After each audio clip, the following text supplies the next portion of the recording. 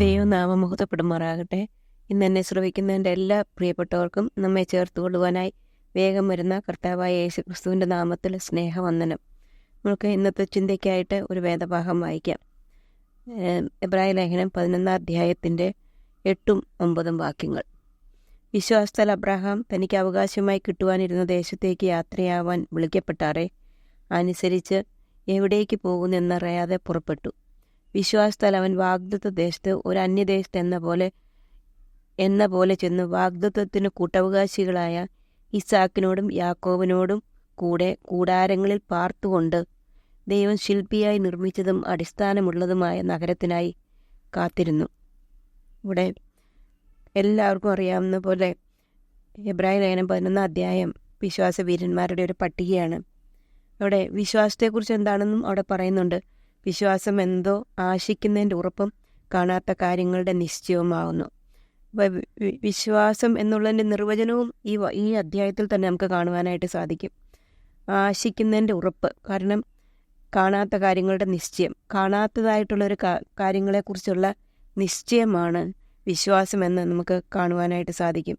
ഇവിടെ അബ്രഹാമിന് ആ വിശ്വാസം ഉണ്ടായിരുന്നു എന്ന് ദൈവത്തിൻ്റെ വചനം പറയുന്നു.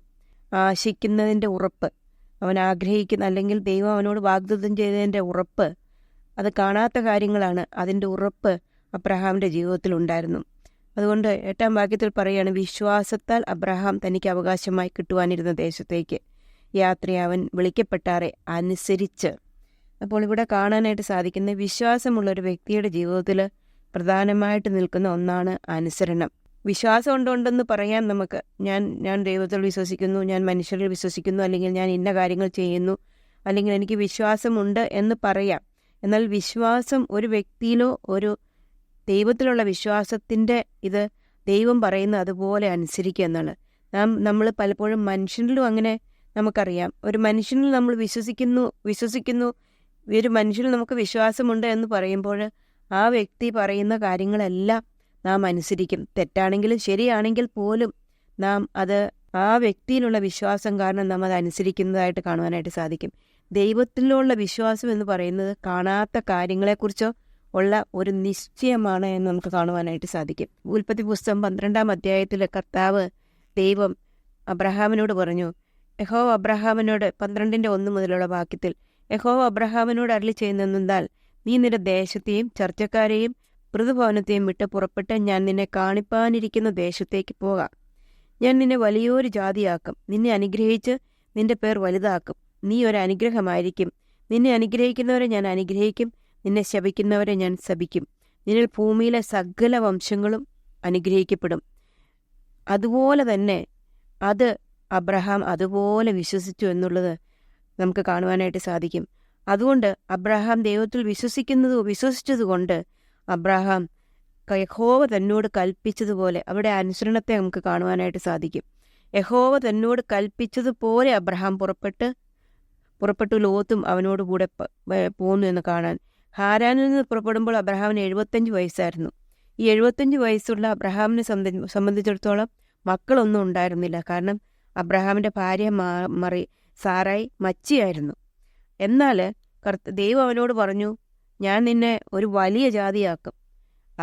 ഒരു വലിയ ജാതി അല്ലെങ്കിൽ ഇവിടുന്ന് പുറപ്പെട്ട് അത്രയും ദൂരദേശത്ത് പോയി താമസിക്കേണ്ട ആവശ്യമില്ല, കാരണം വലിയ ജാതിയാക്കും. എന്നാൽ ഈ 75 വയസ്സുള്ള ഈ പ്രായമുള്ള മനുഷ്യനോട് ദൈവം പറയാണ്, ഞാൻ നിന്നെ വലിയൊരു ജാതിയാക്കും, നിന്നെ അനുഗ്രഹിച്ച് നിന്റെ പേർ വലുതാക്കും, നീ ഒരു അനുഗ്രഹമായിരിക്കും. അങ്ങനെ പറഞ്ഞപ്പോൾ ഈ 75 വയസ്സുള്ള വ്യക്തിക്ക് വിശ്വസിക്കാതിരിക്കുവാനുള്ള എല്ലാ സാധ്യതകളും ഉണ്ടായിരുന്നു. കാരണം ഒരു കുഞ്ഞ് കാല് ആ ഭവനത്തിലില്ല. സാറാം ഒരു മച്ചിയായിരുന്നു എന്നുള്ളത് തന്നെയാണ് പറയുന്നത്. എന്നാൽ അവർക്ക് ദൈവം അതിനു മുമ്പ് കൊടുത്തോ? അതുമില്ല. അപ്പോൾ അവർക്ക് അവിശ്വസിക്കുവാനുള്ള എല്ലാ സാഹചര്യവും ഉണ്ടായിരുന്നു. എന്നാൽ അബ്രഹാം കാണാത്തൊരു കാര്യം ദൈവമാണ് പറയുന്നത്, എനിക്ക് തരും, നീ അനുഗ്രഹമായിരിക്കും, നിന്റെ സന്തതി അനുഗ്രഹിക്കപ്പെടും, നീ വലിയ ജാതി ആയിരിക്കും എന്നുള്ളത് ദൈവം പറഞ്ഞതുകൊണ്ട് അത് അബ്രഹാം വിശ്വസിച്ചു. അബ്രഹാം വിശ്വസിച്ചിട്ട് അതിൻ്റെ അനുസരണം കാണിക്കുന്നത് അബ്രഹാം പുറപ്പെട്ടു എന്നുള്ളതാണ് നമുക്ക് കാണുവാനായിട്ട് സാധിക്കുന്നത്. അപ്പോൾ നമ്മുടെ ജീവിതത്തിൽ നാം ഒരു നാം ദൈവത്തെ വിശ്വസിക്കുന്നു എങ്കിൽ നാം ദൈവം പറഞ്ഞ കാര്യങ്ങൾ അനുസരിക്കുന്നവരായിരിക്കും. കർത്താവ് പറയുന്നുണ്ട്, എന്നോട് സ്നേഹമുള്ളവർ എൻ്റെ കൽപ്പനകളെ പ്രമാണിക്കുന്നവരാണ്. അനുസരണമുള്ളവർ കർത്താവിൻ്റെ കൽപ്പനകൾ, ദൈവത്തിൻ്റെ വചനത്തിൽ അനേകം കൽപ്പനകൾ ദൈവം തന്നിട്ടുണ്ട്. അത് ഓരോ കൽപ്പനകളും വലുതാണ്. ആ കൽപ്പനകളെ അനുസരിക്കുന്നവരാണ് ദൈവത്തിൽ വിശ്വാസമുള്ളവരെന്നുള്ളത്. അനുസരണമില്ലെങ്കിൽ വിശ്വാസമില്ല എന്നുള്ളത് നമുക്ക് മനസ്സിലാക്കുവാനായിട്ട് സാധിക്കും. നമ്മുടെ ഭവനത്തിലും അങ്ങനെ തന്നെയാണ്. അപ്പനും അമ്മയിലും പൂർണ്ണമായിട്ട് വിശ്വാസമുണ്ടെങ്കിൽ അപ്പനും അമ്മയും പറയുന്നവരനുസരിക്കും. എന്നാൽ പല കാരണങ്ങൾ കൊണ്ടും വിശ്വാസം മാറിപ്പോയി കഴിഞ്ഞാൽ പിന്നെ പറയുന്ന അനുസരിക്കാതെ വരും. അതുപോലെ തന്നെ അതിനേക്കാൾ വലുതാണ് പ്രിയ സഹോദരിമാരെ, ദൈവം നമ്മളിൽ നിന്ന് ആഗ്രഹിക്കുന്ന അനുസരണമാണ്. നമ്മുടെ ജീവിതത്തിൽ ദൈവത്തെ യഥാർത്ഥമായിട്ട് നാം വിശ്വസിക്കുന്നുണ്ടെങ്കിൽ നാം ദൈവത്തെ അനുസരിക്കുന്നവരായിരിക്കും എന്നുള്ളത് ദൈവത്തിൻ്റെ വചനങ്ങളിൽ നിന്നും മനസ്സിലാക്കുവാനായിട്ട് സാധിക്കും. അപ്പോൾ ഇവിടെ കാണുന്ന ഒന്നാമതായിട്ട് വിളിക്കപ്പെട്ടാറെ അനുസരിച്ച് എവിടേക്ക് പോകുന്നു എന്നറിയാതെ പുറപ്പെട്ടു.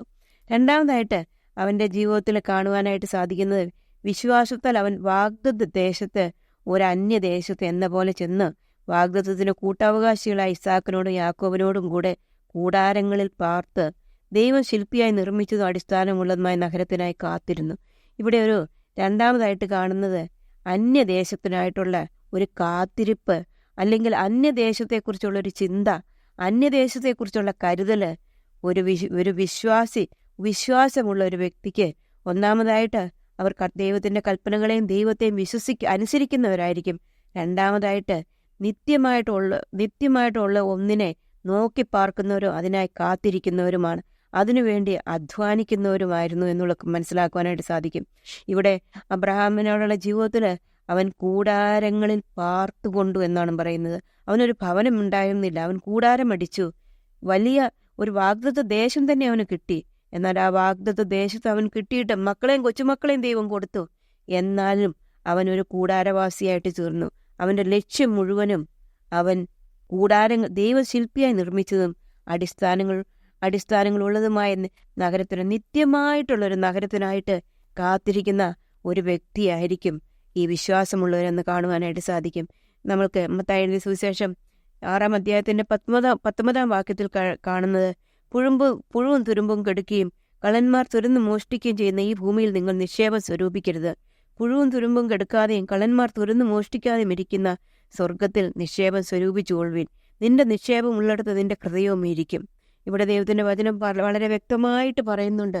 അബ്രഹാം കൂടാരവാസിയായിരുന്ന ഒരു സ്ഥിരമായിട്ടുള്ള നഗരത്തിനായിട്ട് കാത്തിരിക്കുന്ന പോലെ തന്നെ പ്രിയ ദൈവമക്കളെ, നമ്മുടെ ജീവിതത്തിലും നമ്മളെക്കുറിച്ച് ദൈവത്തിൻ്റെ വചനം വളരെ വ്യക്തമായിട്ട് പറയുന്നുണ്ട്. നമ്മുടെ ലക്ഷ്യം സ്വർഗത്തിലായിരിക്കണം, നമ്മുടെ സമ്പാദ്യം സ്വർഗത്തിലായിരിക്കണം.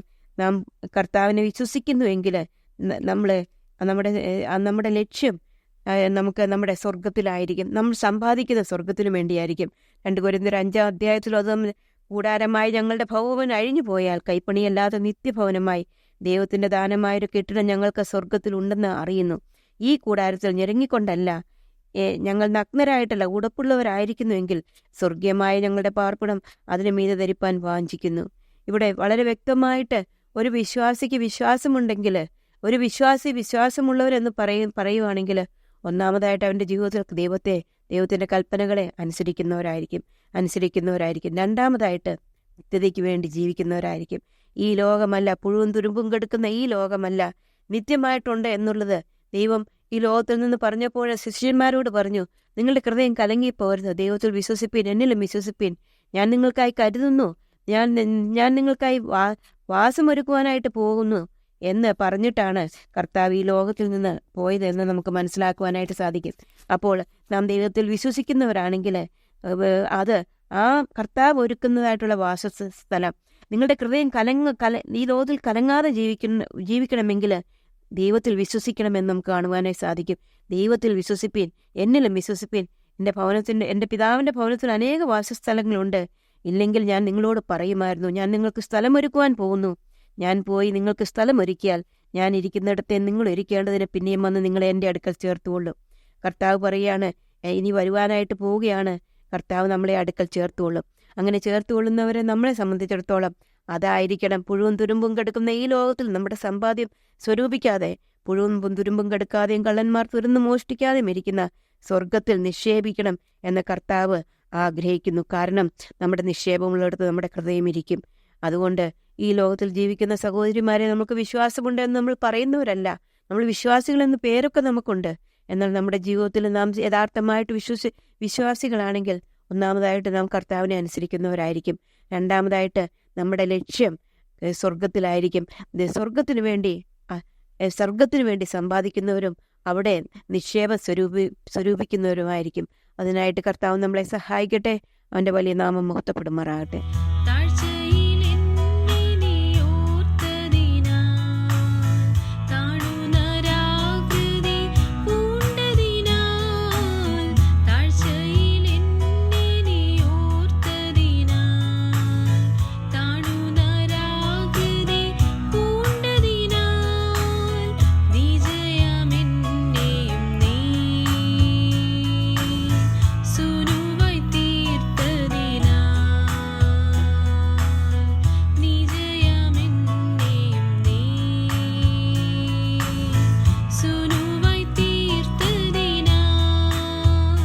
Good morning, sisters.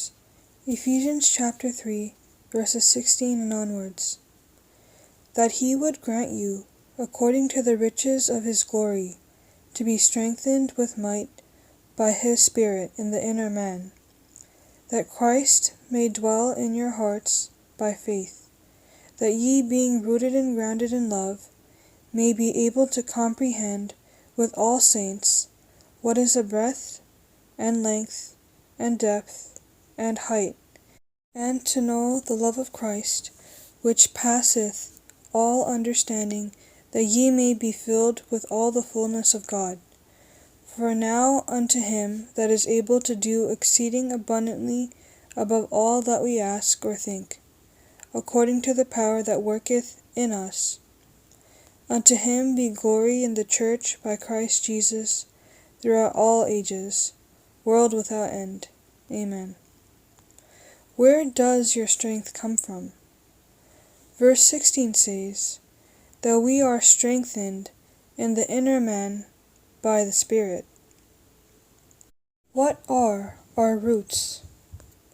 Verse 17 says that we are rooted and grounded in love by Christ, who lives in our hearts by faith. What is this love that is our foundation? Verse 18 says that this love is four-dimensional, and we can understand it through the depth, width, height, and length. This love of God surpasses all knowledge. Verse 20 says that his love can do exceeding abundantly above all that we ask and even think, and all this through the power that works in us. May we lean on him, for he is our strength, our power, our roots, our love, our living hope. Therefore, to this great and awesome God we say, verse 21, unto him be glory in the church, by Christ Jesus, throughout all ages, world without end. Amen. May we sing this song together.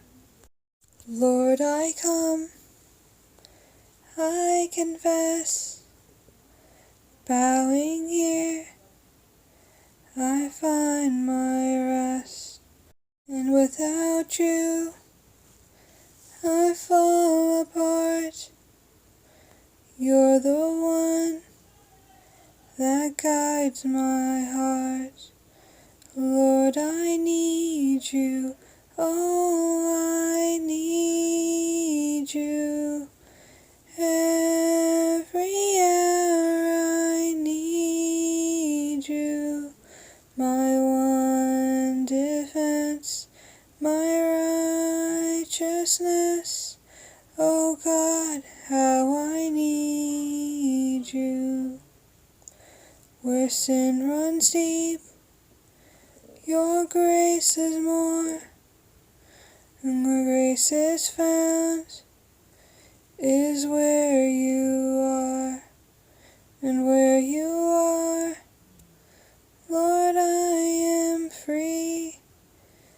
Holiness is Christ in me. Lord, I need you. Oh, I need you. Every hour I need you. My one defense, my righteousness. Oh God, how I need you. So teach my song to rise to you when temptation comes my way. And when I cannot stand, I'll fall on you. Jesus, you're my hope and stay. Lord, I need you. Oh, I need you. Every hour I need you. My one defense, my righteousness. Oh God, how I need you. You're my one defense, my righteousness. Oh God, how I need you. May His name alone be glorified. Amen.